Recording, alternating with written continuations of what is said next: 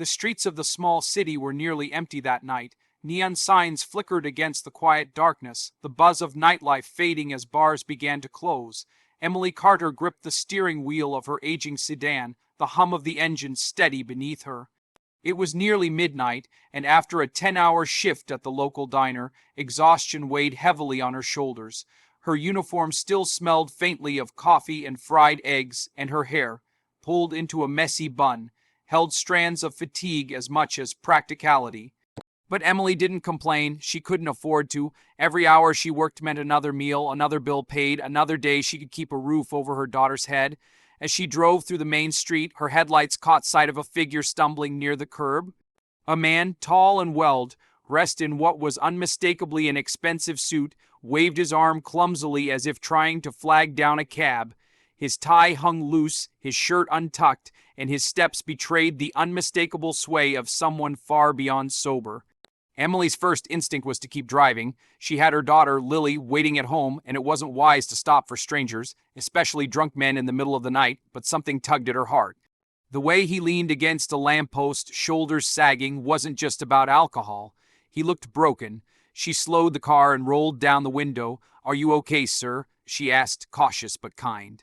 The man squinted at her, blinking slowly as though trying to focus. "Cab. I need a cab. No one's stopping." Emily hesitated. Every part of her screamed to keep going, but the compassion that had guided her all her life refused to let her. With a small sigh, she unlocked the passenger door. "Get in. I'll drive you home." The man blinked at her as if surprised by her offer. For a moment, he seemed to weigh her sincerity, then clumsily climbed into the seat, muttering a quiet "thank you" under his breath. The car smelled faintly of old leather and the lavender air freshener Emily had bought on sale. As they pulled away, silence lingered, broken only by the soft hum of the engine and the faint buzz of a streetlight overhead. The man leaned back in his seat, eyes half shut, but words began spilling from him as though the alcohol had loosened more than his steps. "You know. People see the suit." He slurred, gesturing weakly. "The money, the name. They think I've got it all figured out." His voice cracked slightly. "But no one cares who I really am." Emily glanced at him from the corner of her eye. His expensive watch gleamed faintly under the dashboard light, and his shoes alone looked like they cost more than her month's rent. But beneath the wealth there was something raw, almost childlike in his words. "I'm tired," he whispered, pressing his forehead against the cool window glass. "Tired of pretending I'm okay. Tired of everyone wanting something from me." Emily didn't know who he was. Some businessman, maybe.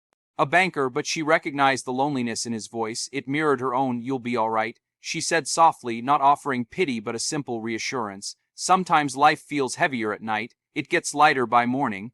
The man turned his head slightly toward her, his tired eyes searching hers as though surprised by her calmness. "What's your name?" "Emily." She replied simply, "Emily." He repeated it like a lifeline, his voice trailing off as exhaustion overtook him. By the time she pulled up to a luxury apartment building with glass walls and towering arches, he was half asleep.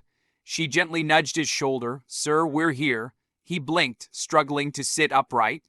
Pulling out a wad of cash from his jacket, he tried to hand it to her. "Take it, please." Emily shook her head. "No, you needed help, that's all. Get inside safely." For a moment, he stared at her, confusion flickering across his features as if no one had ever refused him before. Finally, with a small nod, he stumbled out of the car and disappeared into the building. Emily drove away, unaware that this single act of kindness would change the course of her life. Morning sunlight streamed through the blinds of Emily's small apartment as Lily's laughter filled the room. The 6-year-old twirled around in her pajamas, her curly hair bouncing with each spin.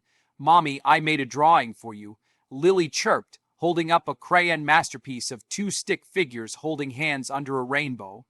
Emily smiled, kissing the top of her daughter's head. "It's beautiful, sweetheart. I'll keep it forever." After dropping Lily off at school, Emily headed back to the diner, tying her apron around her waist.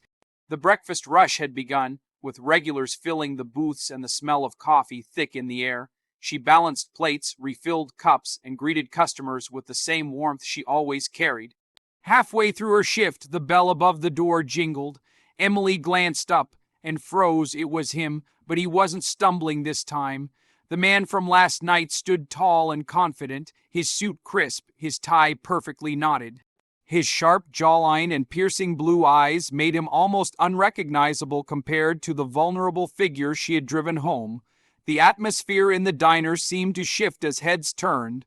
This wasn't just any man. He carried presence, power. Emily's heart raced as he scanned the room, his gaze landing squarely on her. For a moment, she wished she could disappear into the kitchen, but instead, he walked directly to her section. "Good morning, Emily, isn't it?" His voice was calm, collected, yet softened with something only she had seen before. Her breath caught. "Yes, good morning, sir." He smiled faintly. Michael Reynolds. The name made her blink. She'd heard it before on the news, in business articles, whispered in conversations about wealth and success. Michael Reynolds was the CEO of Reynolds Enterprises, one of the most powerful corporations in the city. And he was sitting at her table. "Mind if I sit here?" he asked politely. Emily nodded, still stunned. As she took his orders, she couldn't help but wonder, why was he here? Of all the diners in the city, why this one? Over the next few weeks, Michael became a regular. At first, Emily thought it was coincidence, but soon it was clear. He came to see her. He always sat in her section, asking about her day, listening intently in a way most customers never did. He noticed the calluses on her hands, the tired circles under her eyes, the way she always put others first, and he admired it. One afternoon, he spotted Lily waiting for her mom at the end of a shift. Instead of brushing past like most strangers would, Michael crouched down to her level. "Hi there, I'm Michael. What's your name?" "Lily," she answered shyly, clutching her drawing book. "That's a beautiful picture," he said warmly as she showed him a crayon sketch. "Do you like art?" Lily nodded eagerly. Michael smiled and later returned with a small set of professional colored pencils. "For the little artist," he said, handing them to Emily with no strings attached. Emily hesitated, wary of his world colliding with hers, but Michael never made her feel small. He never flaunted his wealth. He treated her with a kind of respect she wasn't used to from men, from anyone. Slowly, Emily began to let her guard down. She found herself looking forward to his visits, his quiet humor, the way his eyes softened whenever he looked at her. And Michael, who had spent years surrounded by people who wanted him for his money or status, discovered something he hadn't felt in years: home. Not in his mansion or office, but in the laughter of a child and the kindness of a woman who had expected nothing from him. One evening, Michael invited Emily and Lily to a small art exhibition. Lily's eyes sparkled as she saw paintings and sculptures, her imagination soaring. Emily watched her daughter with pride, but also with a quiet ache. She wanted so much for her child, a life bigger than her own sacrifices could offer. As they walked outside, Michael turned to Emily, his expression serious yet gentle. "Emily, that night you drove me home. You didn't know who I was. You didn't care about my name, my company, or my money. You saw a man who needed help, and you helped him. No one has done that for me in a long time." Emily looked down, her heart racing. "It was just the right thing to do." "No," Michael said softly, stepping closer. "It was more than that. You reminded me what it means to be seen as a person, not a CEO. And somewhere along the way, I realized, I don't just admire you, I'm falling for you." Emily's breath caught. Her life had been filled with struggle, loneliness, and survival. The idea that someone like him, someone who could have anyone, would choose her felt impossible. But as she looked into his eyes, she saw no pretense, no pity. Only sincerity, only love. Tears welled in her eyes as she whispered, "Michael, I never expected this." He smiled, brushing a tear from her cheek. "Neither did I. But sometimes the most unexpected moments are the ones that change everything." As Lily tugged at Emily's hand, laughing with the innocence of childhood, Emily realized that her story was no longer one of loneliness. It was one of hope, second chances, and the reminder that kindness has the power to transform lives in ways we never see coming. Emily never imagined that one late-night decision to stop her car for a stranger would change the course of her life. What began as an act of compassion for a lonely, broken man became the spark that healed two hearts, her own and Michael's. Michael, the powerful CEO who had everything money could buy but nothing that truly mattered, discovered through Emily and Lily what it meant to be seen, loved, and valued for who he was, not for his wealth. And Emily, a single mother who had carried her burdens in silence for so long, finally realized she wasn't alone anymore.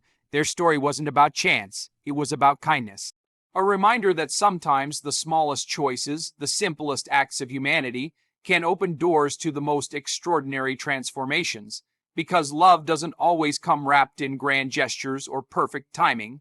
Sometimes it arrives quietly in the passenger seat of an old car on a night when the world feels heavy, reminding us all that hope can find us when we least expect it.